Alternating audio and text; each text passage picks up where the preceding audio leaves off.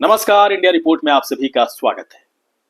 बिहार चुनाव में इस वक्त यादव समाज के वोटर्स, यादव समाज के नेताओं में हड़कंप मचा है। उनकी नाराजगी बढ़ती जा रही है और नाराजगी की सबसे बड़ी वजह है तेजस्वी यादव। अपने ही नेता से वो नाराज है, इसलिए कि तेजस्वी यादव कुछ दिन पहले चुनाव प्रचार के दरमियान उन्होंने कहा था कि MY नहीं बल्कि RJD अब A to Z फॉर्मूले के तहत सभी जातियों को साधने का काम करेगी, तभी बिहार को जीता जा सकता है। तेजस्वी यादव दरअसल नए रणनीति पर काम कर रहे हैं, या फिर कह सकते हैं कि एक नए तरह की सोशल इंजीनियरिंग को साधने के बाद वो RJD को एक अलग तरह से मजबूत करने की कोशिश कर रहे हैं। तेजस्वी यादव को अब लगता है कि जिस तरह से उनके पिता लालू प्रसाद यादव MY समीकरण की बदौलत उसके बलबूते 15 साल तक बिहार पर उन्होंने शासन किया, अब इसी MY समीकरण की बदौलत अब बिहार में सरकार बनाना बहुत ही मुश्किल भरा काम है। और इस बात को समझते उन्होंने कहा कि जिन जातियों को उचित प्रतिनिधित्व टिकट बंटवारे के वक्त RJD के अंदर नहीं दिया जाता रहा है, अब उन जातियों को RJD के अंदर उचित प्रतिनिधित्व दिया जाएगा। और इंडिया रिपोर्ट जब इस बात की जानकारी हासिल करने की कोशिश इंडिया रिपोर्ट की तरफ से की गई, तो जो जानकारी निकलकर सामने आ रही है बहुत ही चौंकाने वाली जानकारी है। और इस जानकारी को जानकर ही, दरअसल इस जानकारी को जानते हुए ही यादव समाज के जो नेता है उनके अंदर हड़कंप मचा है। उनको लगता है कि शायद ये तो बहुत ही गलत हो रहा है उनके साथ। जो जानकारी है कि करीब 18 से 20 सीटें काटी जाएंगी यादव समाज की उम्मीदवारों की। पिछले विधानसभा चुनाव की बात करें तो 58 सीटों पर RJD की तरफ से यादव समाज के लोगों को टिकट दिया गया था।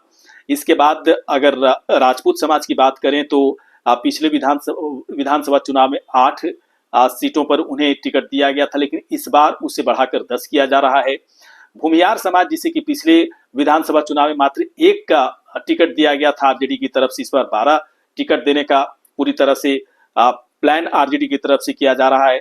ब्राह्मण समाज को पिछले बार 4 सीटें दी गई थी RJD की तरफ से, लेकिन इस बार जो दावा किया जा रहा है RJD 6 से 7 सीटें ब्राह्मण समाज के उम्मीदवारों को दे सकती है।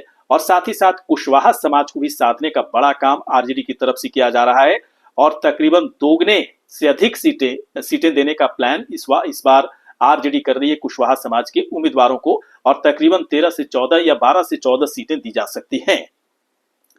अब ये जानकारी लेकर जब हम वैसे लोगों के पास पहुंचे जो बिहार की राजनीति को बहुत ही बेहतर तरीके से समझता है, तो सीधे तौर पर उनका कहना था कि देखिए, दलित के टिकट को तो काटा नहीं जा सकता, ABC के टिकट को काटा नहीं जा सकता, OBC के टिकट को काटा नहीं जा सकता, मुस्लिम है ना, मुस्लिम उम्मीदवारों का टिकट काटा नहीं जा सकता RJD की तरफ से। तो टिकट किसका कटेगा? अगर राजपूत, भूमियार, कुशवाहा या फिर ब्राह्मणों को अधिक से अधिक सीटें दी जा रही हैं RJD की तरफ से, तो टिकट कटेगा किसका? तो टिकट कटेगा यादव समाज के नेताओं का। वैसे उम्मीदवारों का जो पहले आप टिकट ले चुके हैं, जीत चुके हैं, उनके भी टिकट कट रहे हैं। पिछले बार 58 सीटें दी गई थी, लेकिन इस बार जो जानकारी आ रही है कि यादव समाज से आने वाले मात्र 38 से 40 उम्मीदवारों को टिकट देने का फैसला RJD की तरफ से किया गया है। इस बात में कितनी सच्चाई है, जब तक सीटों, है ना, टिकट बंटवारे का जब तक पूरी तरह से ऐलान ना हो जाए तब तक थोड़ा सा अभी लगता है कि ठीक है, एक संभावित सूची के तौर पर इसे देखने की कोशिश की जा सकती है। लेकिन अंदर की खबर यही है कि इस बार भूमियार, राजपूत, ब्राह्मण और कुशवाहा समाज के उम्मीदवारों को अधिक से अधिक टिकट देने का प्लान RJD बना चुकी है।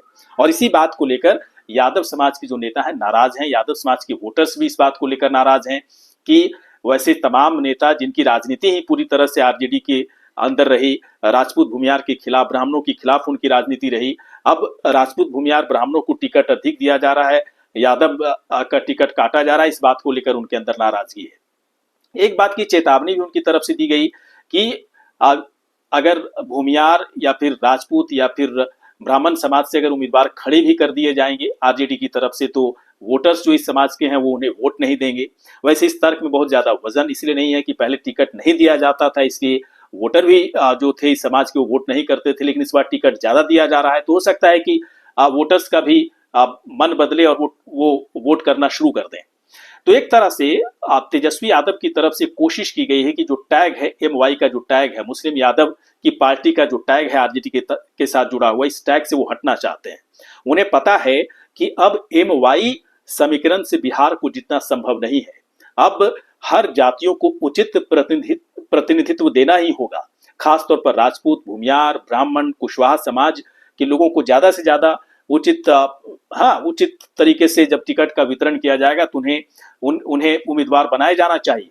तभी आरजेडी एक मजबूत पार्टी के तौर पर या फिर इस टैग से बाहर निकल पाएगी कि आरजेडी सिर्फ MY की पार्टी है, यानी कि मुस्लिम और यादव की पार्टी है। जबकि तेजस्वी यादव को अब ऐसा लगने लगा है कि अब MY भी नहीं रहा, यानी कि मुस्लिम वोटर्स की भारी संख्या में पलायन होता दिख रहा है, MIM की तरफ जा रहे हैं, जनसुराज की तरफ जा रहे हैं।